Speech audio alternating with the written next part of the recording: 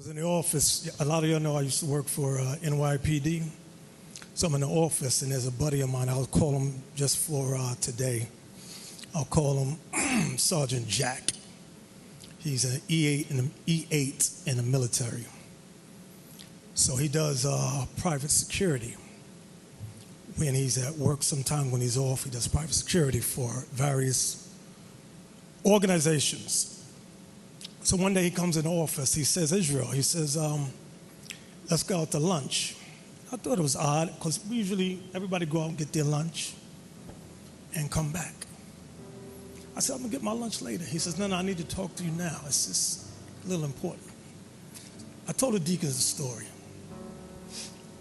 So we go out, we get some food, we go in front of the bodega.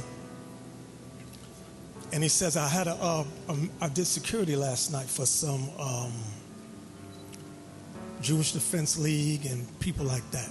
He said they had a big meeting about the Israelites. I said, okay. He said, and they had all the game players on there. He said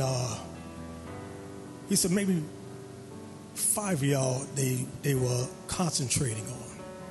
He said, but the focus was you brothers in purple and gold.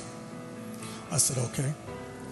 He says, the rest of them, they talked about them, but they saw no real threat assessment. I said, well, no threat assessment. He says, no, but based on what they're saying, it looks like you're building an army. I said, well, this is a spiritual army. This is God's army. So he said, well, you guys are making them very, very nervous. He said, Jewish Defense League was there. He said, a lot of who we call Amalek. He called Jewish people. He said, I'm just letting you know, Israel, be careful. He said, these people are relentless. They'll go to extremes to take you guys out.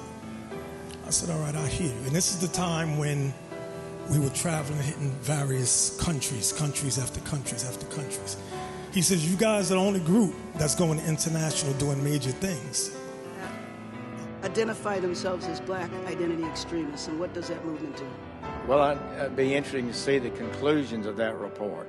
But I'm aware that there are groups that do have an extraordinary commitment to their racial identity, and some have transformed themselves even into violent activists. Again, there were two shooters, a man and a woman. The man is a known member of a group called the Black Hebrew Israelite Movement. That group is known to be hostile.